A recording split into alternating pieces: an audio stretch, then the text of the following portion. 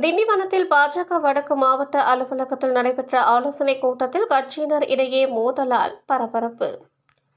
விழுப்புரம் மாவட்டம் திண்டிவனத்தில் மாரியம்மன் கோவில் சாலையில் உள்ள மாவட்ட பாஜக அலுவலகத்தில் கட்சிக்குள் பிரச்சனை ஏற்பட்டு சாலையில் செல்பவர்கள் நின்று பார்க்கும் அளவிற்கு சத்தம் கேட்டது. அவ்வழியே சென்ற பத்திரிகையாளர் சத்தத்தை கேட்டு பாஜக மாவட்ட அலுவலக வாசலில் நின்று அங்கு கைகலப்பில் ஈடுபட்டு இருப்பதை காட்சி படமாக முற்பட்ட போது பாஜக வானூர் மேற்கு மண்டல தலைவர் செந்தில் மற்றும் மேற்கு மண்டல தலைவர் பிரசன்னா ஆகியோர் செல்போனை பிடுங்க முயற்சி செய்து வாக்குவாதத்தில் ஈடுபட்டனர்.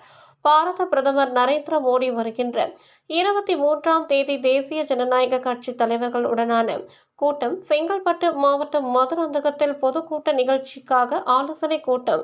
மாவட்ட தலைவர் KR விநாயகம், மாநில செயலாளர் முரளி என்கின்ற ரகுராமன், முன்னாள் மாவட்ட தலைவர் AT ராஜேந்திரன் முன்னிலையில் நடைபெற்றுக் கொண்டிருந்தது. அப்பொழுது AT ராஜேந்திரன் மாவட்ட துணைத் தலைவர் சந்திரலேகா பிரபாகரன் கூறி வரும் விஷயத்தை கேட்குமாறு கூறவே சந்திரலேகா பிரபாகரன் கடந்த சில நாட்களுக்கு முன் பாஜகவின் மாநில தலைவர் நயினா நாகேந்திரன் திண்டிவனம் வருகையில் மாநில பொதுக்குழு உறுப்பினர் ராதிகா உடனான நடந்த மனக்கசப்பு குறித்து பேசியதாக தெரிகிறது.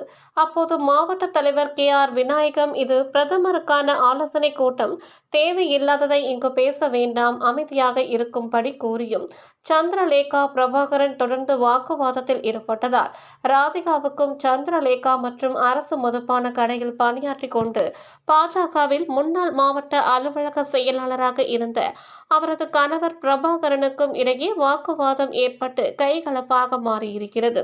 இந்த நிகழ்வினை கைபேசியில் படம் எடுக்க முயற்சித்த மயிலம் மண்டல் தலைவர் பிரசன்னா என்பவரை வானூர் தேர்தல் இணை அமைப்பாளர் கட்சிக்குள் ஏற்பட்ட பிரச்சனையை புகைப்படம் எடுக்க வேண்டாம் என்று தடுத்ததாக தெரிகிறது. அதனால் ஆத்திரம் அடைந்த மயிலம் மேற்கு மண்டல் தலைவர் பிரசன்னா கோதண்டத்தை சரமாரியாக தாக்கியதில் கோதண்டத்திற்கு நெஞ்சுவலி ஏற்பட்டு திண்டிவனம் அரசு மருத்துவமனையில் அனுமதிக்கப்பட்டுள்ளதாக தெரிகிறது.